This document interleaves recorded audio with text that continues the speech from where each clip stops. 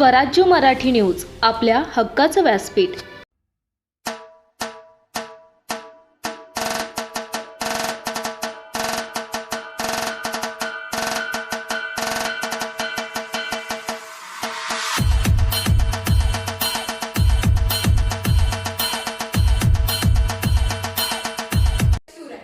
मी मानिका मोहन पाटील. माझा विषय स्वराज्य रक्षक धर्मवीर छत्रपती श्री संभाजी महाराज. आदिशक्ती तुळजाभवानी, आदिशक्ती तुळजाभवानी या अखंड स्वराज्याच्या जननी, राज्यमाता, राष्ट्रमाता, माँसाहेब जिजाऊ या स्वराज्याचं स्वप्न ज्यांनी आपल्या खांद्यावर पेलून हे स्वराज्य उभं केलं, असे स्वराज्य संस्थापक छत्रपती श्री शिवाजी महाराज व या अखंड हिंदुस्थानाच्या मनावर अधिराज्य करणारे छत्रपती श्री संभाजी महाराज यांना मानवंदना.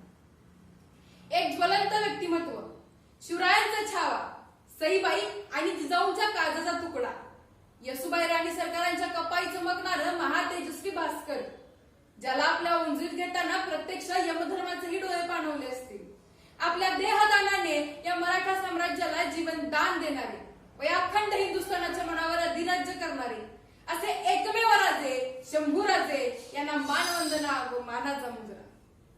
खरं तर आज 350 पावणे 400 वर्षांनंतर सुद्धा छत्रपती शिवाजी महाराजांचं नाव कानी पडताच आमचं शरीर पेटून उठतं. मग तर विचार करा, 350 पावणे 400 वर्षांपूर्वी खुद्द छत्रपती शिवाजी महाराजांच्या कुशीत जन्माला आलेले संभाजीराजे कसे असतील, कसे घडले असतील, कसे उभे राहिले असतील, कसं असेल शौर्य, कसं असेल धैर्य, कसं असेल साहस, कसं असेल धाडस, कसं असेल स्वाभिमान, अभिमान, कसं असेल नेतृत्व, कर्तृत्व, व्यक्तित्व, अरे कसे असतील कसे संभाजी.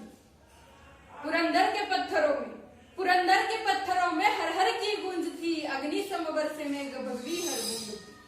सैवा के पेट में माँ भवानी का सूत्र था, चंचल प्रचंड मानो मन का वो रुद्र का. 14 मे 1657 पुरंदरावर एका शिवरत्नाचा जन्म झाला आणि आपल्या ज्येष्ठ पुत्रांची याद म्हणून माँसाहेब जिजाऊंनी त्यांचं नामकरण केलं संभाजी. बिजली कड़की मेघ बरसे मराठों के नेत्र तरसे, देखने शिवशंकर का रुद्र रूप नेत्र भर के. हिंदवी के गर्भ में एक चिंगारी सुलग चुकी, किले के एक दालन से किलकारी गूंज उठी. शेरनी की कोक से एक शेर ने जन्म लिया, शिवजी ने खुद कांच उस दा को भेंट दिया. हर घर में उत्सव, हर पर्वत पर उत्सव, हर पत्थर पर उत्सव, सर्वत्र उत्सव. बघता बघता 2.25 वर्षाचे झाले संभाजीराजे, पण त्याच वेळी नियतीने एक गलती केली. संभाजीराजांच्या मातोश्री महाराणी सईबाई यांचं निधन झालं. समझ जाने तक कभी न नियति ने वक्त दिया, समंजस बालक से माँ का दूध छीन लिया. माना कि संघर्ष कभी किसी से टला नहीं, पर छीना दूध तब जब उसने माँ तक बोला नहीं. तब सबसे पहले साया उस पे आदिशक्ति का पड़ा, सामने एक तेजस्वी शक्तिपीठ था खड़ा. जैसे खड़ी महाकाली पैरों में संसार लिए, खड़ी खुद जगदंबा जिजाऊ का उतार लिए. तेव्हा सामने आला माँसाहेब जिजाऊ. अजून दुसरा शिवाजी घडवण्याचं सामर्थ्य जिजाऊंच्यात नक्कीच आहे असं सांगत जिजाऊ नावाच्या चालत्या बोलत्या विद्यापीठात संभाजीराजांचं शिक्षण होऊ लागले. बघता बघता संभाजीराजे लिहिणं वाचणं शिकले, चालणं बोलणं शिकले. नाना विद्या नाना कला त्यांना आत्मसात झाल्या. अरे 1 नाही 2 नाही 3 नाही 4 नाही तर तब्बल 16 भाषा माझ्या राजांना येऊ लागल्या. मराठी येते, उर्दू येते, फारसी येते, कानडी येते, तामिळ येते, हिब्रू येते, पाली येते, संस्कृत सुद्धा येते. राज्यशास्त्र, अर्थशास्त्र, धर्मशास्त्र, नीतिशास्त्र, प्रभातशास्त्र या सगळ्या शास्त्रांमध्ये संभाजीराजे तेजतरवेद झाले. नुसता बुद्धीचाच नव्हे, पण त्याच वेळी त्यांनी काव्याष्ट छंद जोपासला. वयाच्या 14व्या वर्षी त्यांनी बुधभूषणम नावाचा ग्रंथ संस्कृतमध्ये लिहिला. त्यानंतर नखशिका, नायिका भेद, 7 सप्तक असे काही ग्रंथ त्यांनी प्रसिद्ध केले आणि बघता बघता उत्तम कवी म्हणून संभाजीराजांचं नाव लौकिक झालं व त्यांची लोकप्रियताही वाढली. संभाजीराजांचं येणं जणू काही स्वराज्यासाठी भाग्यशाली ठरलं. संभाजीराजांचा जन्म झाला आणि स्वराज्य वाढत वाढत वाढत निघालं. प्रतिपद चंद्रलेखेव, प्रतिपदेच्या कलेप्रमाणे स्वराज्य संवर्धित होत गेले. खरं तर आधीपासूनच संभाजी महाराजांच्या वाट्याला एक मोठा संघर्ष आणि जबाबदाऱ्या पडल्या. 2.25 वर्षाचे होते त्यावेळी त्यांच्या मातोश्री महाराणी सईबाई त्यांना सोडून गेल्या. वयाच्या 9व्या वर्षी ते महाराजांसोबत आग्र्याला गेले. परमुलकात एकटे राहिले. वयाच्या 10व्या वर्षी संभाजी महाराजांनी एका सैन्याचं नेतृत्व करून आपल्या मनगटाची पहिली छाप स्वराज्यावर उमटवली. त्यानंतर मोगलांच्या छावणीत ओईस म्हणून ग्रंथ संस्कृत मध्ये लिहिला. वयाच्या 17व्या वर्षी संभाजीराजे हे पहिले युवराज झाले. छत्रपती शिवाजी महाराजांच्या पाठीमागे अखंड स्वराज्य अखंड रायगड त्यांनी सांभाळला. आणि वयाच्या 23व्या वर्षी एक मोठा आधारस्तंभ पित्याची छत्रछाया हरपली. छत्रपती शिवाजी महाराजांचं निधन झालं. पण महाराजांच्या निधनानंतर देखील छत्रपती संभाजी महाराजांनी हे अखंड स्वराज्य आपल्या खांद्यावर अविरतपणे ठेवण्याचं काम केलं. तब्बल 9 वर्ष औरंगजेबाला एकही जीत महाराजांनी हासिल होऊ दिली नव्हती. एकही जीत. एवढा तेजस्वी इतिहास आज आपल्या समोर आहे. पण तोच इतिहास आज आम्हाला माहित नाही.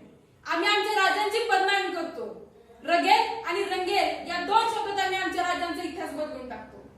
अरे ज्या राजांनी या रयतेसाठी इथल्या स्वराज्यासाठी खस्ता खाल्ल्या, ज्या राजांनी त्यांचं बलिदान देऊन या स्वराज्याला महाराष्ट्राला जीवनदान दिलं, ज्यांच्या पुढे मृत्यू सुद्धा नतमस्तक झाला, अशा राजांचा इतिहास म्हणजे छत्रपती संभाजी महाराजांचा इतिहास आज आम्हाला माहीतच नाही. आणि हे सर्वात मोठं दुर्दैव आहे. सर्वात मोठं. ज्यावेळेस महाराजांना औरंगजेबाच्या दरबारात आणलं गेलं त्यावेळी तो औरंगजेब संभाजी महाराज कैद झाले म्हणून त्या खुदाचे आभार मानायला नमाजाच्या रुकाता पडायला लागला. त्याची ती अवस्था पाहून कवी कलश बोलू लागले, यावन रावण की सभा, यावन रावण की सभा, शंभू बंद्यो बजरंग, लहू लसत सिंदूर संभ, खूब खेल्यो रंग. राजन राजन हो तुम सांजे, खूब लढ्यो तुम जंग, त्यो तुम तेज निहारिके तखत तेजत औरंग.